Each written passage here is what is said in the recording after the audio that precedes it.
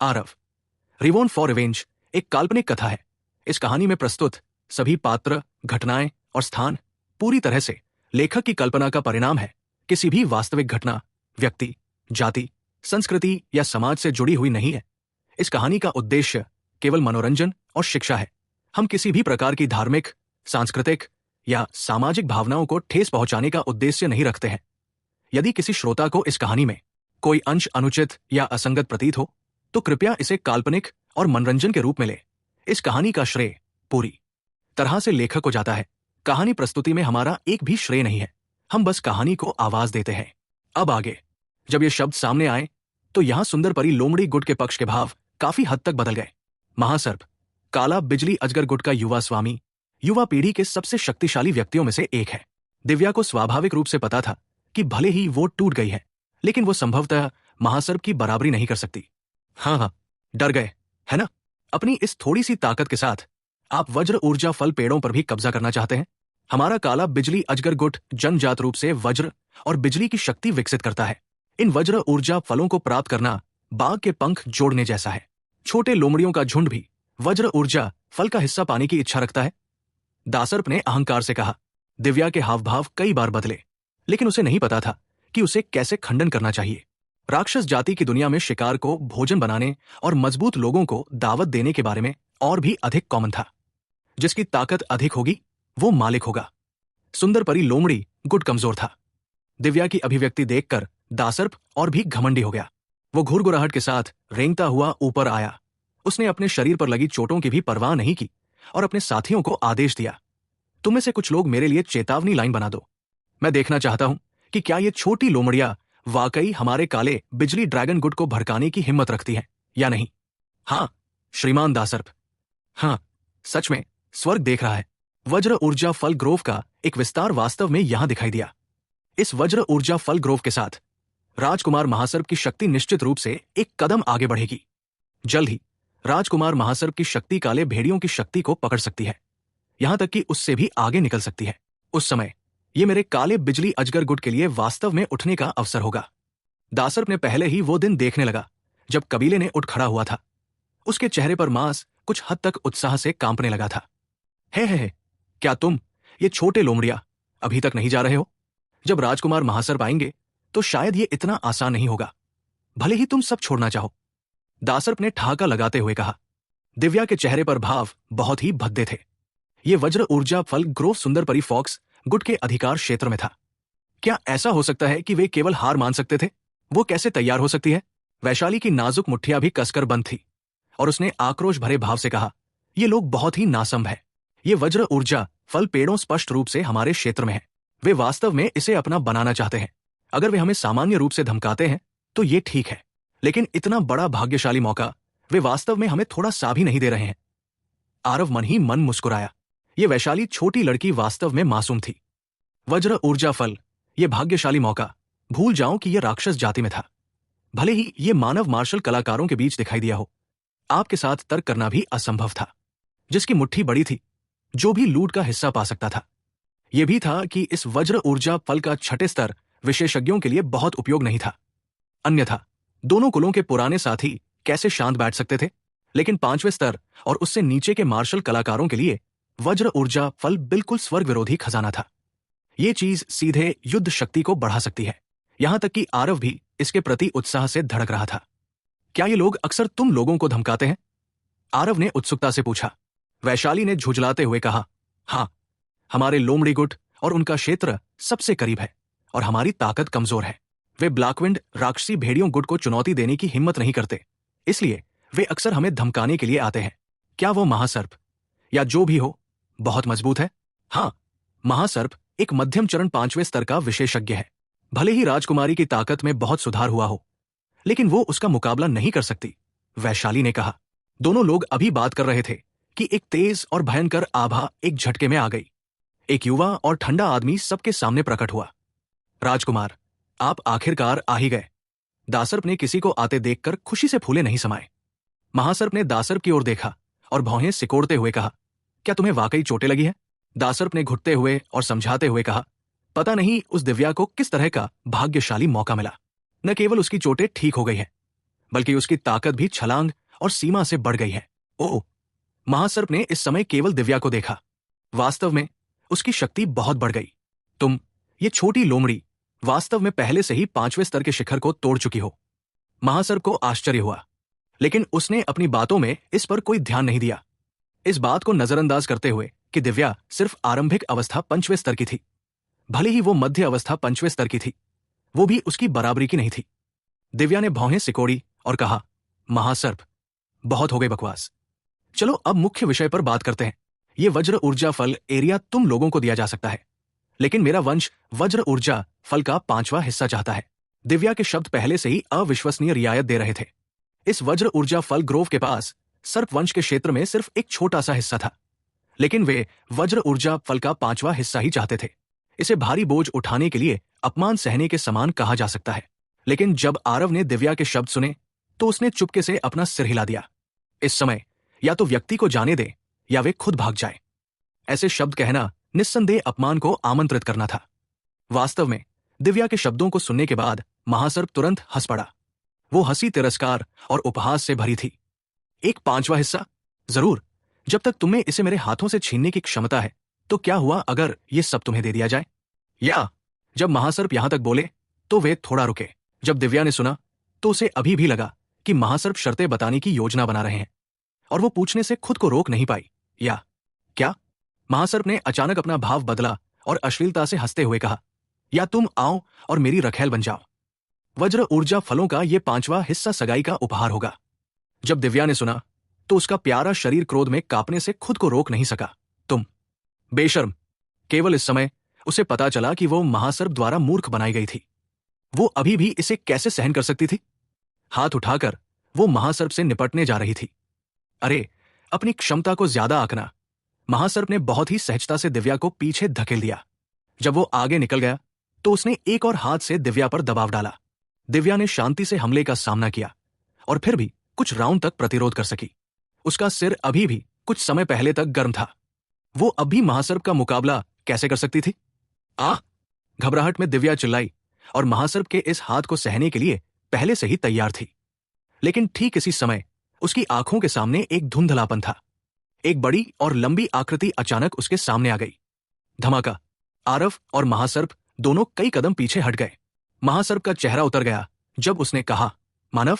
उसने बुरी नियत से दिव्या की ओर देखा और कहा, देव निषिद्ध दानव क्षेत्र में नियम है कि मनुष्य को देखते ही उसे मार दिया जाए। तुम्हारी दुष्ट गुट वास्तव में मनुष्यों को मारने की हिम्मत करता है। क्या तुम्हें अपने कुल के नाश होने का डर नहीं है? दिव्या के हाव भाव बदल गए और वो बोलने ही वाली थी कि आरव के हाथ के इशारे ने उसे रोक दिया। बड़े बड़े दुष्ट पुरुषों का एक समूह महिलाओं को धमका रहा है। तुम लोगों में वाकई हिम्मत है। ये वज्र ऊर्जा फल ग्रोव उनके क्षेत्र में है और तुम सभी ने वास्तव में इसे खुलेआम जब्त कर लिया। सच में बेशर्म! आरव ने आधी मुस्कान के साथ कहा, हमारे देव निषिद्ध दानव क्षेत्र के मामलों में दखल देने की तुम्हारी बारी कब है? ताकतवर राजा बन जाता है। मेरी मुट्ठी बड़ी है, इसलिए मैं जो कहता हूं वो स्वाभाविक रूप से होगा। महासर्प ने ठंडी मुस्कान के साथ कहा, क्या ऐसा है? तो अगर मेरी मुट्ठी तुम्हारी मुट्ठी से बड़ी है तो क्या ये वज्र ऊर्जा फल ग्रोव का टुकड़ा मेरा हो जाएगा? आरव ने मुस्कुराते हुए कहा। महासर्प ने आरव को एक नजर से देखा और ठंडी मुस्कान के साथ कहा, तुम्हारे जैसे लोगों के साथ? हाँ? आरव ने सिर हिलाया और कहा, हाँ, मेरे जैसे लोगों के साथ। आरव, तुम उसके मुकाबले में नहीं हो। जल्दी से किनारे हटो। दिव्या ने आरव को आगे आते देखकर जल्दी से कहा। आरव ने हाथ हिलाकर कहा, लड़ाई तो मर्दों का काम है, औरतों को किनारे जाकर देखना चाहिए। ये वज्र ऊर्जा फल, मैं इन्हें लेने का पक्का इरादा रखता हूं। उस समय मैं तुम सबके साथ 5वां हिस्सा बांटूंगा। ये शब्द बिना किसी संकोच के कहे गए। बस इतना था कि महासर्प और दूसरे लोगों के कानों में ये सिर्फ एक मजाक की तरह लगा। हा, शेखी बघाड़ते समय तुम अपनी जीभ टेढ़ी करने से भी नहीं डरते। एक छोटा सा चौथे दर्जे का इंसान, यानी कि सोल सागर के कीड़ा भी ऐसे शब्द बोलने की हिम्मत रखता है। तुम्हें हिम्मत किसने दी? महासर्प ने जोर से हंसते हुए कहा। हालांकि आरव का उससे पहले का संघर्ष बहुत भयंकर था, लेकिन वो केवल उसकी क्षणिक लापरवाही थी। इसके अलावा उसने अभी तक बहुत अधिक ताकत का इस्तेमाल नहीं किया था। अगर आरव को लगता था कि उसके पास उसे इस तरह चुनौती देने की योग्यता है, तो उसे लगा आरव को वास्तव में नहीं पता था कि मृत्यु शब्द कैसे लिखा जाता है। हाँ, ये जोकर कहां से आया? यंग लॉर्ड को चुनौती देने की हिम्मत करने के लिए। वो वास्तव में शिकायत कर रहा है कि वो बहुत लंबे समय तक जीवित रहा। क्या मनुष्य इतने मूर्ख है? इस तरह का दिमाग उसने चौथा स्तर कैसे प्राप्त किया? मानव, हम बहुत डरे हुए हैं। ये वज्र ऊर्जा फल तुम सब ले लो। हमारे साथ विनम्र मत बनो। मुझे मत मारो, मुझे मत मारो। हाँ, आरव के शब्दों ने ठहाकों की लहर पैदा कर दी। उनके विचार में आरव यहां केवल एक मजाक के लिए था। चौथे स्तर के मार्शल कलाकार यंग लॉर्ड को कैसे हरा सकते हैं? इस तरह के मजाक को आरव ने स्वाभाविक रूप से दिल पर नहीं लिया। उसने बस महासर पर अपनी उंगली फंसा दी। इस तरह का तिरस्कार पूरी तरह से उजागर हो गया। महासर की अभिव्यक्ति काली पड़ गई। यदि आप स्वयं मृत्यु को आमंत्रित कर रहे हैं तो मुझे दोष नहीं दिया जा सकता। Dark shadow थंडरकिल। महासर्प ने अपना हाथ बढ़ाया और इशारा किया। बिजली और गरज की एक भयावह शक्ति ने तुरंत पूरे स्थान को घेर लिया और आरव इस बिजली क्षेत्र के केंद्र में स्थित था। डार्क शैडो थंडरकिल शुरुआती चाल थी। ऐसा लगता है कि राजकुमार इस बंदे से वाकई बहुत क्रोधित था। हे, ये बंदा वाकई एक मजाक है। उसे नहीं पता कि राजकुमार को क्रोधित करना कितनी भयानक बात है। स्कत्सका, अब देखने के लिए कुछ भी नहीं है। एक बार डार्क शैडो थंडरकिल के शुरू होने के बाद यह बंदा निश्चित रूप से मर जाएगा। इस भयावह बिजली क्षेत्र का सामना करते हुए आरव बेखबर लग रहा था। उसकी आभा अचानक फूट पड़ी, सीधे चौथे स्तर सोल सागर की चोटी पर पहुंच गई। एक छोटे से चरण को पार करते हुए आरव की आभा पूरी तरह से अलग हो गई। वे काले बिजली वाले अजगर गुंडे जो पहले आरव का मजाक उड़ा रहे थे, इस समय उनके मुंह खुले हुए थे। आरव की वर्तमान आभा वास्तव में महासर्प से जरा भी कम नहीं थी। ड्रैगन जाति का उत्पीड़न। ये ड्रैगन जाति का उत्पीड़न है। क्या यह हो सकता है कि यह बच्चा ड्रैगन जाति की संतान है? दासर्प ने अचानक कहा, ड्रैगन जाति के वंश से संबंधित दमनकारी शक्ति को महसूस करते हुए। इस समय आरव ने अपने शरीर में ड्रैगन जाति के वंश को पूरी तरह से प्रदर्शित किया। काले बिजली वाले अजगर गुटमैन, जिनकी ताकत थोड़ी कमजोर थी, वास्तव में विरोध नहीं कर सके और झुक गए। राक्षस जाति का पदानुक्रम कठोर था। इस तरह के वंश उत्पीड़न का विरोध करना असंभव था। दासर्प को कहने की आवश्यकता नहीं थी। महासर्प ने स्वाभाविक रूप से इसे बहुत पहले ही समझ लिया था। आरव द्वारा छोड़ा गया ड्रैगन दबाव वास्तव में उसके शरीर में राक्षसी सार को नियंत्रण से बाहर होने का एहसास कराता था। यदि उसकी ताकत आरव से बहुत अधिक नहीं होती तो वो शायद इस समय दूसरों का अनुसरण करता और झुक जाता। ये बिल्कुल शुद्धतम अजगर जाति का वंश था। अन्यथा यह संभवतः उसके राक्षसी सार को नियंत्रण खोने के कगार पर कैसे ला सकता था? क्या यह बच्चा वाकई ड्रैगन जाति का बच्चा हो सकता है? लेकिन इस बच्चे में ऊपर से नीचे तक किसी राक्षस स्वरूप का नामो निशान नहीं था। यह दृश्य देखकर वैशाली का छोटा सा चेहरा उत्तेजना से लाल हो गया। वो पूरी तरह पके हुए लाल सेब की तरह था। पता चला कि बड़ा भाई आरव कितना अविश्वसनीय है। जब वो हमसे लड़ा था तो वो ड्रैगन का दबाव बिल्कुल नहीं छोड़ा था, अन्यथा हमें उसके सामने हमला करने का मौका ही नहीं मिलता। वैशाली ने उत्तेजित होकर कहा। बगल में खड़ी मीरा भी सदमे से अचंभित थी। अब जाकर उसे पता चला कि आरव की ताकत कितनी महान है। बस ये ड्रैगन का दबाव एक राक्षस अपनी ताकत के साथ प्रतिरोध करने के विचार को जम नहीं दे सकता था। आरव, ये इंसान है या राक्षस? दिव्या भी अनजाने में अपनी आंखों से सवाल करने लगी।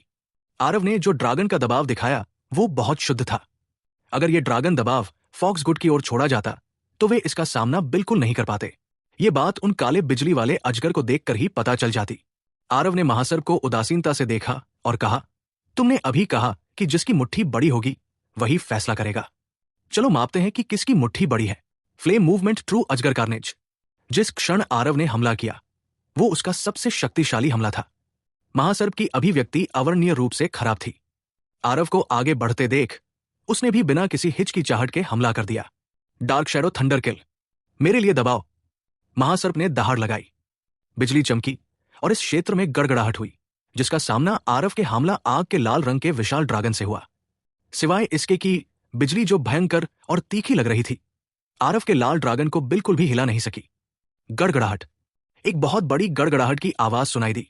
महासर्प ने गंभीर चोटों के कारण सीधे खून की उल्टी की।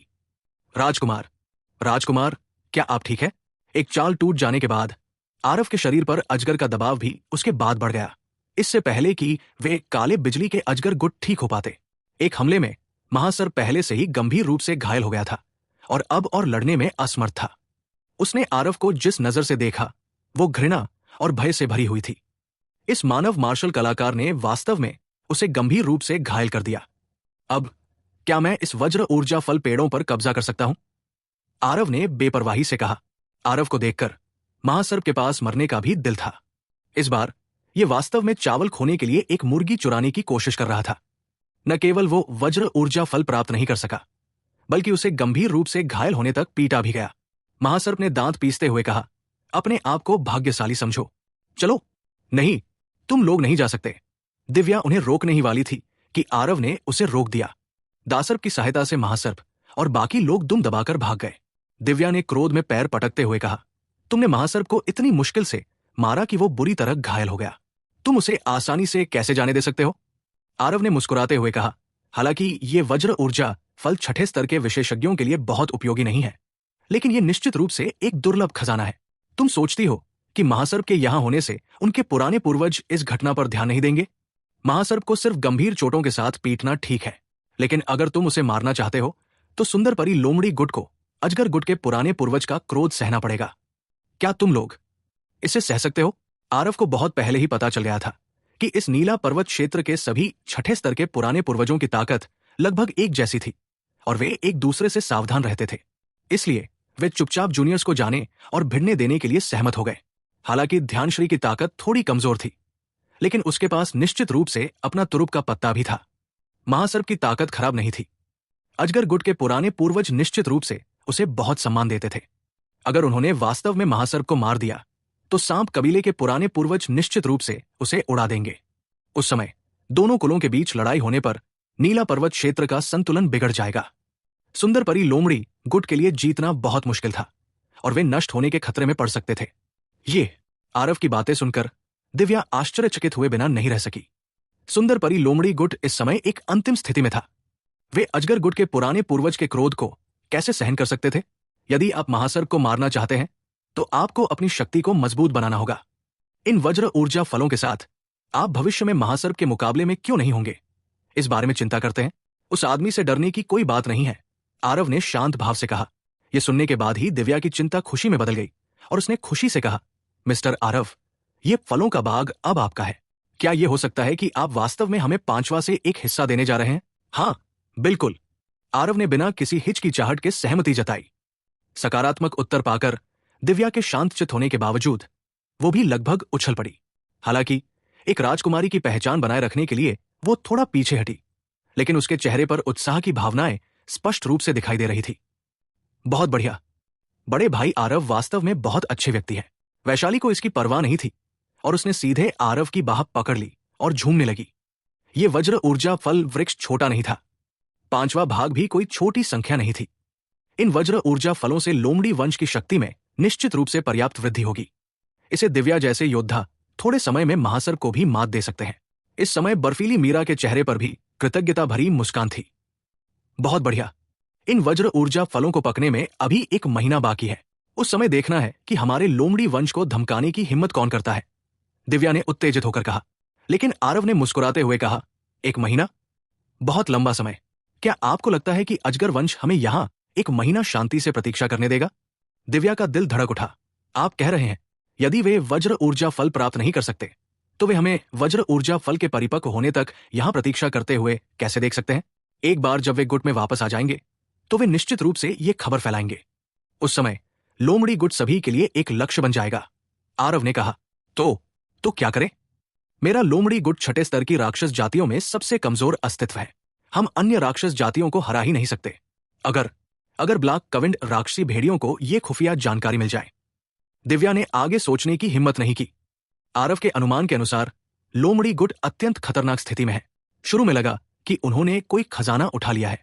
कौन जानता था कि यह पलक झपकते ही एक गर्म आलू में बदल गया। कभी कभी खजाना प्राप्त करना एक बहुत बड़ा भाग्यशाली मौका होता था और इसके कारण कोई एक ही बार में स्वर्ग तक पहुंच सकता था। हालांकि अगर किसी के पास इन खजानों की रक्षा करने के लिए पर्याप्त ताकत नहीं है तो यह मुसीबत को आकर्षित कर सकता है, यहां तक कि एक घातक आपदा भी। हे सरल है, जब तक आप दूसरों के आने से पहले इन वज्र ऊर्जा फलों को काट लेंगे तब तक यह काम करेगा। आरव पूरी तरह से बेपरवाह था, जैसे कि वह किसी तुच्छ और साधारण बात के बारे में बात कर रहा हो। सिवाय इसके कि दिव्या समझ नहीं पा रही थी। समय से पहले काट ले, लेकिन ये वज्र ऊर्जा फल अभी तक पके नहीं है। इनका असर पकने की अवधि का 10% भी नहीं है। इतना कमजोर असर, इसे खाना और न खाना भी बहुत ज्यादा अलग नहीं था। आरव मुस्कुराया और बोला, पका तो नहीं है, लेकिन मैं इसे पका सकते हैं। जाओ, मेरे पीछे कबीले में वापस आओ। दिव्या ने गहरा संदेह किया और आरव के पीछे कबीले में वापस चली गई। हालांकि वो जिज्ञासा से भरी हुई थी। आरव ने बात नहीं की, उसने समझदारी से पूछा भी नहीं। काले बिजली वाले ड्रैगन गुट के इलाके में महासर्प का रंग मौत की तरह सफेद था, लेकिन अनिच्छा और क्रोध हर जगह लिखा हुआ था। दासर्प, वज्र ऊर्जा फल के पेड़ की खबर फैला दो जितने जल्दी हो सके। याद रखो, तुम्हें भेड़िया राजकुमार काला विडिया को बताना होगा। महासर्प ने गुस्से से कहा। ये काले भेड़ियों को बता दूं और हमें एक भी वज्र ऊर्जा फल नहीं मिलेगा? दासर्प ने हिचकिचाते हुए कहा। क्या तुम्हें लगता है कि हम उन्हें अब प्राप्त कर सकते हैं? मुझे वास्तव में उम्मीद नहीं थी कि उस बदमाश के पास वास्तव में इतनी शुद्ध ड्रैगन जाति की वंशावली है। अगर ऐसा नहीं होता तो मैं उससे कैसे हार सकता था? महासर्प ने अपने दांत पीसते हुए कहा। वास्तव में आरव ने केवल वंशावली शक्ति के दमन पर भरोसा करके महासर्प को निर्दोष रूप से हराया। यद्यपि आरव अस्थायी रूप से चौथे स्तर के सोल सागर में ओरिजिन 9 सोल ट्रांसफॉर्मेशन पर भरोसा करके सफलता प्राप्त कर सकता था, लेकिन मध्य स्तर के चौथे स्तर के महासर्प को हराने के लिए अभी भी थोड़ी कमी थी। ये बात कहते हुए दासर्प उदास महसूस कर रहा था। भले ही वो बाकी लोगों की तुलना में थोड़ा बेहतर था, लेकिन वो बहुत बेहतर भी नहीं था। इससे पहले आरव के ड्रैगन जाति के उत्पीड़न के तहत वो व्यावहारिक रूप से पहले से ही आधे घुटने की स्थिति में था। केवल उसकी ताकत ही ड्रैगन जाति के उत्पीड़न का सामना कर सकती थी। राजकुमार, अगर ये वास्तव में हमसे संभाला नहीं जा सकता है तो बेहतर है कि हम पुराने पूर्वज को बाहर आने के लिए आमंत्रित करें, दासर्प ने कहा। महासर्प की अभिव्यक्ति बदल गई और उसने फटकार लगाई। इस मामले का अब और जिक्र मत करो। क्या तुम काले बिजली वाले अजगर गुट को एक महान युद्ध में उतारना चाहते हो? अब जाओ और वज्र ऊर्जा फल के बारे में खबर फैलाओ। दासर्प के जाने के बाद एक आकृति धीरे धीरे अंधेरे से बाहर चली आई। क्षमा करें पुराने पूर्वज, ये महासर्प अक्षम था। महासर्प को आगमन से कोई आश्चर्य नहीं हुआ। ये व्यक्ति काला बिजली अजगर गुट का पुराना पूर्वज बूढ़े सर था। उस लड़के की ताकत वाकई उम्मीद से कहीं ज्यादा थी। उसके पास वाकई बेहद शुद्ध ड्रैगन नस्ल का खून है। मैं उस समय ज्यादा दूर नहीं था। इस मामले के लिए तुम पर दोष नहीं लगाया जा सकता, बूढ़े सर्प ने शांत भाव से कहा। महासर्प ने बूढ़े सर्प की ओर देखने के लिए अपना सिर उठाया, लेकिन बोलना चाहा, लेकिन रुक गया। जो कुछ भी पूछना है पूछो, बूढ़े सर्प ने कहा। लोमड़ी कबीले ने इंसानों को शरण दी है, क्या हम इसे उनका सफाया करने के बहाने के रूप में इस्तेमाल नहीं कर सकते? पुराने पूर्वज की ताकत के साथ उस ध्यानश्री का कोई मुकाबला नहीं होना चाहिए। वास्तव में महासर्प भी बहुत हैरान था। उसका अपना पुराना पूर्वज मौजूद होने के बावजूद कोई कार्रवाई क्यों नहीं कर रहा था? छठे स्तर के राक्षस कबीले बनने में कौन आसान होगा? यह सच है कि मेरी ताकत ध्यानश्री से ज्यादा मजबूत है, लेकिन लोमड़ी कबीले के पास निश्चित रूप से छिपे हुए कार्ड है जिनके बारे में हमें नहीं पता।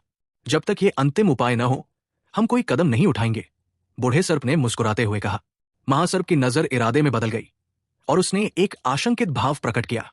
अजगर कबीले के पास स्वाभाविक रूप से अपने स्वयं के छिपे हुए कार्ड भी थे, लेकिन बूढ़े पूर्वज को भी सावधान करने में सक्षम होने के कारण ऐसा लगता है कि हर छठे स्तर के राक्षस कबीले को कम करके नहीं आका जाना चाहिए। आरव के कबीले में वापस आने के बाद उसने कबीले के कई उच्च स्तरीय किमियागारों से मुलाकात की। अपने स्थानों से बाहर आने के बाद उसने बंद एकांत में रहना शुरू कर दिया। उस शाम आरव एकांत से बाहर निकला। प्रवेश द्वार पर पहले से ही लोगों का एक बड़ा समूह भरा हुआ था। आरव को बाहर आते देख दिव्या आगे बढ़ी और बेचैनी से पूछा, मिस्टर आरव, काम का क्या हुआ? आरव ने उसे एक बड़ा थैला फेंका और मुस्कुराते हुए कहा, बेशक ये सफल रहा। इस चीज को जिंग्यान पाउडर कहते हैं। इसे पानी में घोले, फिर इसे वज्र ऊर्जा फल के पेड़ों की जड़ों पर छिड़के।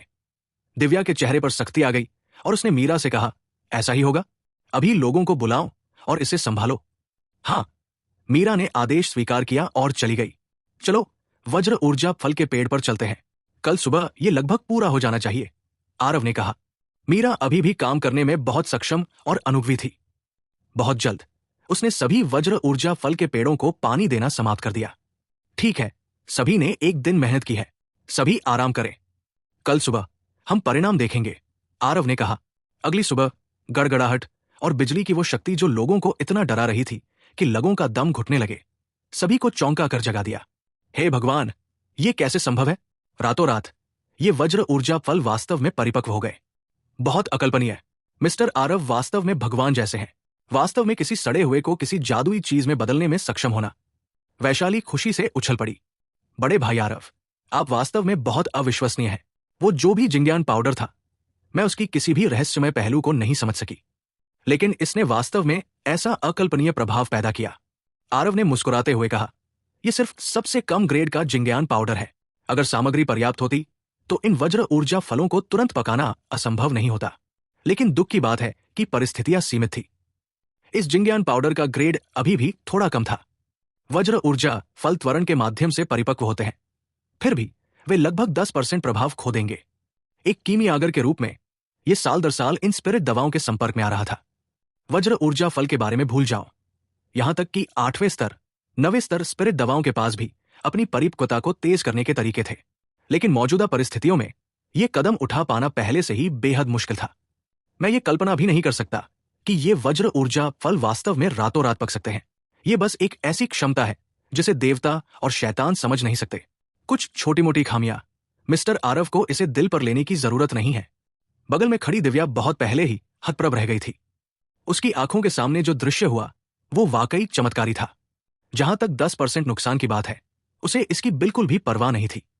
इतने सारे वज्र ऊर्जा फल उस थोड़े से नुकसान की भरपाई के लिए काफी थे। आरव मुस्कुराया और बोला, देखना बंद करो। सब लोग अंदर जाओ और वज्र ऊर्जा फल की कटाई करो। वज्र ऊर्जा फल के पेड़ों का यह विस्तार छोटा नहीं है। वज्र ऊर्जा फल का 1/5वां हिस्सा आप सभी के इस्तेमाल के लिए काफी होना चाहिए। थोड़ा तेज चलो, मुझे लगता है कि रास्ते में पहले से ही लोग हैं। दिव्या ने सिर हिलाया और कहा, बहुत बहुत धन्यवाद मिस्टर आरव। इन वज्र ऊर्जा फलों का सुंदर लावलोमडी गुट के प्रति जो आकर्षण था वो वास्तव में बहुत बढ़िया था। उनकी युद्ध शक्ति मूल रूप से कमजोर पक्ष की ओर झुकी हुई थी। ये वज्र ऊर्जा फल उनके लिए मजबूत बनने का एक अवसर था। आरव ने वज्र ऊर्जा फल वृक्ष में भी प्रवेश किया, लेकिन तुरंत वज्र ऊर्जा फल का उत्पादन नहीं किया। इससे पहले आरव ने पहले ही वज्र ऊर्जा फल का अनुमान पहले ही लगा लिया था। एक वज्र ऊर्जा फल वृक्ष में लगभग 100 वज्र ऊर्जा फल होते थे। इस वज्र ऊर्जा फल वृक्ष में लगभग 100 से अधिक वज्र ऊर्जा फल वृक्ष थे। उन्हें जोड़ने पर लगभग 10,000 और 2 से 300 वज्र ऊर्जा फल वृक्ष थे। 1/5वां हिस्सा लोमड़ी के कबीले को देने पर आरव के पास खुद करीब 10,000 वज्र ऊर्जा फल थे। वास्तव में आरव को इतने वज्र ऊर्जा फल की जरूरत नहीं थी। वज्र ऊर्जा फल को परिष्कृत करने की शुरुआत करते ही व्यक्ति वास्तव में बेहतरीन प्रभाव प्राप्त कर सकता था और तेजी से गड़गड़ाहट और बिजली की शक्ति बढ़ा सकता था। लेकिन बहुत अधिक सेवन करने पर प्रभाव बहुत कम हो जाता था। आगे तक लगभग कोई प्रभाव नहीं होता था। आरव के अनुमान के अनुसार अकेले ही 3,000 वज्र ऊर्जा फल को परिष्कृत करने में वह लगभग सफल हो गया था। लेकिन आरव को इन सब की ज्यादा चिंता नहीं थी। वो पेड़ के चारों ओर घूमने लगा, लगातार सभी दिशाओं में देखता हुआ। ऐसा लग रहा था कि वो कुछ खोज रहा है। पेड़ बड़ा नहीं था। आरव ने एक बार बहुत जल्दी से एक लूप बनाया, लेकिन उसकी भौहें सिकुड़ने लगी। क्या यह हो सकता है कि मेरे अनुमान गलत थे? इस वज्र ऊर्जा फल के पेड़ का दिखना सिर्फ एक संयोग था? असंभव। इन वज्र ऊर्जा फल की गुणवत्ता बहुत अच्छी है। आसपास कोई वज्रगुण खजाना जरूर होगा। आरव ने हार नहीं मानी, फिर से पेड़ के चारों ओर घूमने लगा। लेकिन कई बार चक्कर लगाने के बाद भी आरव को कुछ नहीं मिला। जब वो लगभग हार मानने ही वाला था, तो उसने अचानक अपनी आंखों के कोने से एक अगोचर वज्र ऊर्जा फल के पेड़ को देखा। वो वज्र ऊर्जा फल का पेड़ बिल्कुल दूसरे पेड़ों जैसा ही था और उसमें कोई अंतर नहीं था। लेकिन आरव ने अभी अभी गलती से देखा कि उस वज्र ऊर्जा फल के पेड़ पर एक छोटा सा फूल उगा था। छोटा फूल बड़ा नहीं था। अगर कोई ध्यान से न देखे तो उसे बिल्कुल भी पता नहीं चलेगा। बस इतना था कि पेड़ की शाखा पर यह छोटा सा फूल बहुत ही बेसुरा लग रहा था। लेकिन यह बेसुरा यानी कि असुंदर होने के कारण आरव को कोई फर्क नहीं पड़ा, क्योंकि स्वर्ग और पृथ्वी के आध्यात्मिक रूपों के बारे में आरव की समझ के साथ यह छोटा सा फूल अपने आप में पर्याप्त था। आरव के मुंह के कोनों में एक मुस्कान की झलक दिखाई दी जब उसने खुद से कहा, मैं तुम्हारे द्वारा लगभग मूर्ख बना दिया गया। मुझे उम्मीद नहीं थी कि वज्र ऊर्जा फल के इस विस्तार को वास्तव में एक ओरिजिन मैग्नेटिज्म स्पिरिट फ्लावर से उत्प्रेरित और निर्मित किया गया था। कोई आश्चर्य नहीं कि इसमें ऐसी गुणवत्ता है। आपका भेस वास्तव में दोषरहित था, लेकिन आप चाहे जितना भी भेस बना लें, ये ओरिजिन मैग्नेटिज्म स्पिरिट फ्लावर छिप नहीं सकता, क्योंकि यहीं पर आपके जीवन का सार निहित है। आरव इस समय आश्चर्यचकित और सुखद आश्चर्यचकित था। उसने लंबे समय से अनुमान लगाया था कि वज्र ऊर्जा फल के इस विस्तार में निश्चित रूप से एक वज्रगुण खजाना होगा, लेकिन उसने कभी नहीं सोचा था कि यह खजाना वास्तव में एक ओरिजिन मैग्नेटिज्म स्पिरिट फ्लावर था। ओरिजिन मैग्नेटिज्म स्पिरिट फूल एक गड़गड़ाहट विशेषता सर्वोच्च खजाना था। एक मार्शल कलाकार द्वारा इसे परिष्कृत करने के बाद न केवल उनके पास गड़गड़ाहट और बिजली की शक्ति हो सकती है, बल्कि वे ओरिजिन मैग्नेटिज्म स्पिरिट फ्लावर के विकास के साथ भी विकसित हो सकते हैं।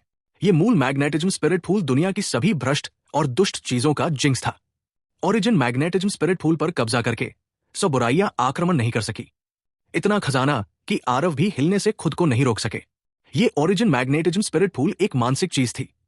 जब आरव धीरे धीरे पास आया तो उस वज्र ऊर्जा फल के वृक्ष से लकड़ी का एक टुकड़ा अलग हो गया और दूर जा गिरा। आरव बहुत पहले ही तैयार था। वो उसे भागने का मौका कैसे दे सकता था? एकदम से आरव की उंगली हल्के से हिली। आग की लपटों ने तुरंत ओरिजिन मैग्नेटिज्म स्पिरिट फ्लो को घेर लिया। वो बिल्कुल चंदन ज्वाला लोटस का मूल शरीर था। आरव के श्रमसाध्य पालन पोषण के तहत चंदन ज्वाला की स्तर पहले ही 5वें स्तर तक पहुंच चुकी थी। इसकी शक्ति अतीत की तुलना में और भी कम थी।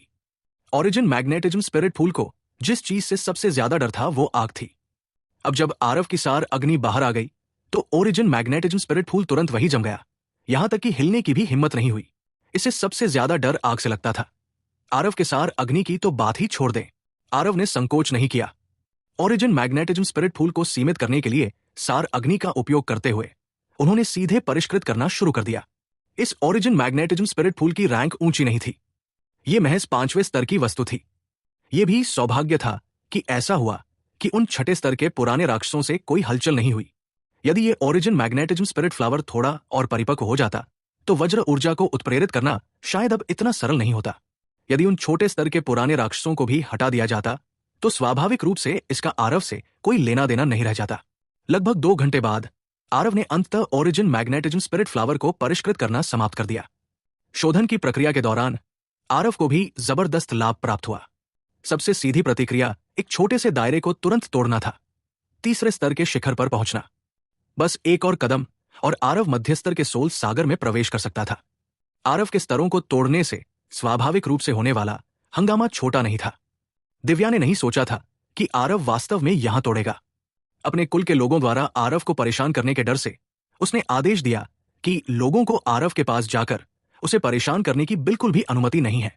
जब तक आरव ने ओरिजिन मैग्नेटिज्म स्पिरिट फ्लावर को परिष्कृत करना समाप्त नहीं कर दिया, तब तक दिव्या केवल नमस्ते कहने के लिए उसके पास गई। मिस्टर आरव को प्रवेश करने के लिए बधाई। मिस्टर आरव वास्तव में एक साधना प्रतिभा है। कितना समय हो गया है और आप वास्तव में 3रे स्तर के सोल सागर में प्रवेश कर चुके हैं। जब वो बधाई दे रही थी, दिव्या भी भावनाओं के उतार चढ़ाव से अभिभूत थी। देखिए न कि दिव्या की उम्र कितनी बूढ़ी नहीं लग रही थी। वास्तव में वो पहले से ही 100 साल से अधिक की थी। बस इतना था कि राक्षस जाति में उसकी उम्र को बूढ़ा नहीं माना जाता था। लेकिन आरव एक सच्चा किशोर था। इतनी तेजी से सुधार करने पर देखते ही लोगों को शर्म से पसीना आ जाता था। आरव ने मुस्कुराते हुए कहा, बस एक छोटी सी सीमा है, इतना भी नहीं। क्या वज्र ऊर्जा फल की सारी कटाई हो चुकी है? दिव्या ने सिर हिलाया और कहा, पहले मैंने देखा कि मिस्टर आरव यहां तोड़ रहे थे, इसलिए मैंने उन्हें यहां इकट्ठा करने नहीं आने दिया। अन्य स्थानों के वज्र ऊर्जा फल पहले ही काटे जा चुके हैं। जब वो बात कर रही थी, दिव्या ने आरव को एक भंडारण अंगूठी दी। मिस्टर आरव, ये आपके वज्र ऊर्जा फल है, कुल 10,000 है, कृपया जांच करें। आरव भी विनम्र नहीं था। सीधे भंडारण अंगूठी प्राप्त करते हुए कहा, ठीक है, मैं मौके पर ही वज्र ऊर्जा फल को परिष्कृत करने जा रहा हूं। तुम मेरी रक्षा करने में मदद करो। दिव्या ने आरव को कुछ हद तक आश्चर्यचकित नजर से देखा, लेकिन अपना सिर हिलाया और कुछ नहीं कहा। इस तरह के वज्रगुण वाले खजाने को जिसने भी देखेगा, वो सीधे परिष्कृत करने से खुद को नहीं रोक पाएगा। आरव का आचरण भी उचित था। वास्तव में आरव द्वारा ओरिजिन मैग्नेटिज्म स्पिरिट फ्लावर को परिष्कृत करने के बाद उसके शरीर के भीतर वज्र और बिजली की शक्ति में इन वज्र ऊर्जा फलों की वृद्धि पहले से ही बहुत सीमित थी। उसने दिव्या के सामने परिष्कृत करने का कारण केवल लोगों की आंखों में धूल झोंकना था। यदि वो वज्र ऊर्जा फल को परिष्कृत नहीं करता तो उस समय वज्र और बिजली की शक्ति का उपयोग करना बहुत अप्रत्याशित प्रतीत होता। दूसरों के प्रति सतर्कता के बिना नहीं रहा जा सकता। ओरिजिन मैग्नेटिज्म स्पिरिट फ्लावर जैसे खजाने को देखकर 6ठे स्तर के विशेषज्ञ भी हिल जाते। किसी को यह जानना था कि यह चीज विकसित हो सकती है। जब तक कोई अपनी सार ऊर्जा के साथ धीरे धीरे पोषण करता है, तब तक 6ठे स्तर तक विकसित होना भी समय की बात है। भगवान जाने अगर ध्यानश्री ने इस ओरिजिन मैग्नेटिज्म स्पिरिट फूल को देखा तो क्या उसके मन में कोई दुर्भावनापूर्ण मंशा जागृत होगी या नहीं। इस समय आरव के शरीर पर तेज किरणें दिखाई दे रही थी। उसकी प्रभावशाली गति बहुत भयावह लग रही थी। ये आरव द्वारा निर्मित कोई गलत धारणा नहीं थी। ओरिजिन मैग्नेटिज्म स्पिरिट फूल के आंतरिक प्रभाव से अलग वज्र ऊर्जा फल के प्रभाव प्रकट हुए। आरव ने एक बार में 1000 से अधिक वज्र ऊर्जा फल निकल लिए। यह भी कोई आश्चर्य की बात नहीं थी कि उसके पास इतनी शक्तिशाली आभा होगी। दिव्या बहुत देर तक बगल में स्तब्ध रही। वास्तव में ऐसे लोग थे जो इस तरह से वज्र ऊर्जा फल को परिष्कृत करते हैं।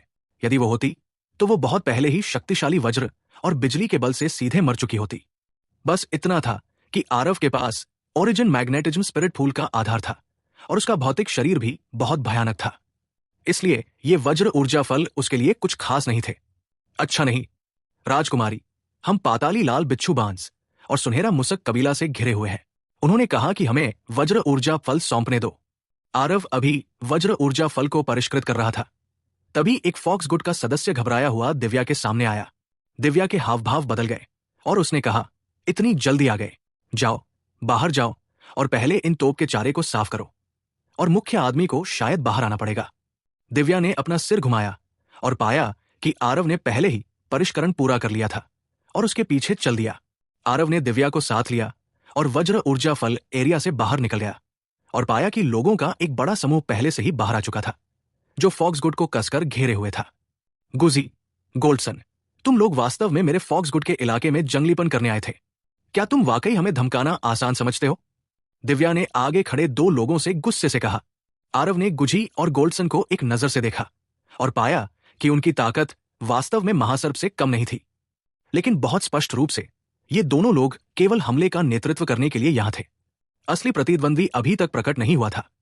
आरव उत्सुक था कि उस काले भेड़िए की ताकत कितनी शक्तिशाली थी, जो वास्तव में इस पाताली लाल बिच्छू बांस और सुनहरा मुसक कबीला को आदेश देने में सक्षम थी। उस गुझी ने दिव्या की ओर एक नजर डाली और एक ठंडी मुस्कान के साथ कहा, इस तरह के स्वर्ग विरोधी खजाने को क्या यह हो सकता है कि आपका लोमड़ी गुट बिना साझा किए जेब में रखना चाहता है? हमारे पाताली लाल बिच्छू बांस को भी ज्यादा कुछ नहीं चाहिए, सिर्फ 3000 ही काफी होंगे।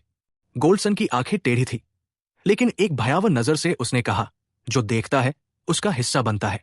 हमारे सुनहरा मुसक कबीला को भी सिर्फ 3000 वज्र ऊर्जा फल चाहिए। दिव्या गुस्से से पागल होने ही वाली थी कि आरव आगे बढ़ा और शांत भाव से बोला, जो देखते हैं उनका भी हिस्सा है। क्या तुम लोगों ने देखा? गोल्डसन खुद को रोक नहीं पाया। आरव के पीछे वज्र ऊर्जा फल के बगीचे को देखते हुए वज्र ऊर्जा फल का कोई संकेत अभी भी कैसे था? बहुत स्पष्ट रूप से उन वज्र ऊर्जा फलों को बहुत पहले ही लोमड़ी गुट द्वारा साफ कर दिया गया था। अरे, तुम वही इंसान हो जिसे लोमड़ी गुट ने अपने गुट में ले लिया। दिव्या, तुम्हारी लोमड़ी गुट में वाकई इतनी हिम्मत है कि वो सार्वभौमिक निंदा का जोखिम उठाकर एक इंसान को अपने गुट में ले सकती है। आरव की पहचान के बारे में दिव्या बहुत पहले से चिंतित नहीं थी। उसने उदासीनता से कहा, मिस्टर आरव के पास बहुत मजबूत ड्रैगन जाति का वंश है और वो हमारी राक्षस जाति के साथ एक ही परिवार है। आपके शब्दों का क्या मतलब है? बहुत हो गया बकवास। इस लड़के द्वारा विकसित की जाने वाली सार ऊर्जा असाधारण रूप से शुद्ध है। अगर वो इंसान नहीं है तो क्या वह राक्षस जाति का हो सकता है? गुजी ने तिरस्कार पूर्वक कहा। यह सच है कि मिस्टर आरव द्वारा विकसित की गई सार ऊर्जा अत्यंत शुद्ध है, लेकिन उसके शरीर में ड्रैगन का खून उससे भी शुद्ध है। क्या महासर्प ने तुम लोगों को नहीं बताया कि वो मिस्टर आरव के ड्रैगन के दबाव में लगभग घुटने टेक चुका था? दिव्या ने बिना किसी झिझक के कहा। गुजी और गोल्डसन दोनों ही सुनकर अंदर से हैरान रह गए। वे केवल इतना जानते थे कि लोमड़ी गुट ने एक मानव लड़के को गोद में लिया था और वास्तव में ये नहीं जानते थे कि आरव की ड्रैगन जाति की रक्तरेखा वास्तव में इतनी शक्तिशाली थी। महासर्प की ताकत उनमें से किसी की तुलना में कम नहीं थी और वो वास्तव में आरव के ड्रैगन के दबाव को सह नहीं पाया। इस बदमाश के शरीर की रक्तरेखा कितनी शुद्ध होनी चाहिए? शेखी बघारते हुए तुम्हें भी एक मसौदा तैयार करना होगा। एक नन्हा सा इंसान इतनी शुद्ध ड्रैगन जाति की रक्तरेखा कैसे प्राप्त कर सकता है? दिव्या, तुम बहुत भोली हो। तुम्हें नहीं लगता कि तुम हमें सिर्फ कुछ शब्दों से डरा सकती हो, है ना? गोल्डसन ने ठंडी मुस्कान के साथ कहा। जाहिर है गोल्डसन को यकीन नहीं था कि आरव के पास इतनी शुद्ध ड्रैगन जाति की वंशावली हो सकती है। ये कैसे संभव है?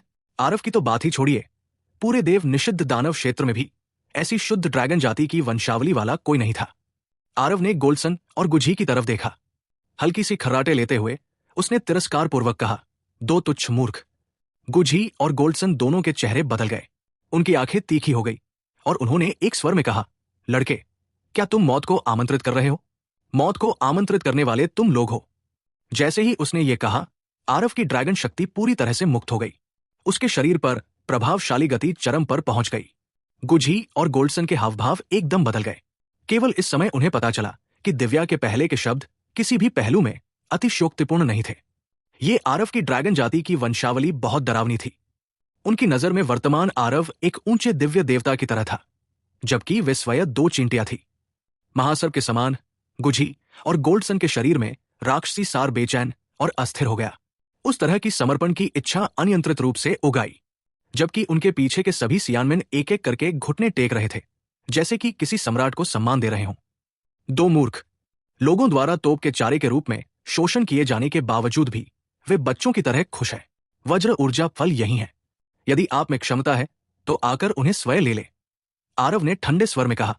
हर बार जब आरव एक छोटी सी सीमा को तोड़ता तो उसके शरीर के भीतर ड्रैगन रक्त और भी उत्तेजित हो जाती थी। उसके शरीर पर ड्रैगन जाति का दबाव और भी अधिक हो जाती थी। अब उसने जो ड्रैगन दबाव छोड़ा वो महासर्प द्वारा उस समय महसूस किए गए दबाव से भी अधिक मजबूत था। गुजी और गोल्डसन ने आरव के ड्रैगन दबाव का विरोध करने की पूरी कोशिश की। उनके चेहरों पर जटिल भाव दिखाई दिए। उन्होंने पाया कि आरव ने जो कहा वो बिल्कुल भी गलत नहीं था। उन्हें कुछ भी पता नहीं था और शोर मचाने के लिए लोमड़ी गुट के पास दौड़े चले आए।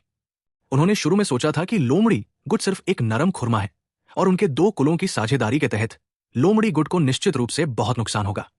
आखिर में यहां आने के बाद ही उन्हें पता चला कि यह मानव बव्वा वास्तव में इतना शक्तिशाली था। महासर्प उस बदमाश को आरव के हाथों निश्चित रूप से बहुत बड़ा नुकसान हुआ, अन्यथा वो वज्र ऊर्जा फल के बारे में खबर बताने के लिए इतना अच्छा कैसे हो सकता है। गुजी और गोल्डसन की आंतें पछतावे से हरी हो गई। अभी भी मेरे लिए भाग नहीं रहे हो? आरव ने गुस्से से कहा। हे, क्या अहंकारी स्वर है। भले ही आपके पास ड्रैगन जाति का वंश हो, आप केवल एक मुख्य स्तर का कचरा है, बस इतना ही। हीरो बनना इतना आसान नहीं है। ठीक उसी समय अचानक एक आवाज सुनाई दी। गोल्डीसन और गुजी के पीछे एक आकृति अविश्वसनीय गति से आरव की ओर बढ़ी। आह, मिस्टर आरव, सावधान। दिव्या ने उसे चेतावनी देने के लिए चिल्लाना अभी समाप्त ही किया था, लेकिन वो आकृति बहुत पहले ही आरव के सामने आ गई थी। धमाका, धमाका, धमाका। पलक झपकते ही उस आकृति ने आरव के साथ बिजली की तरह कई दर्जन चालें बदल ली।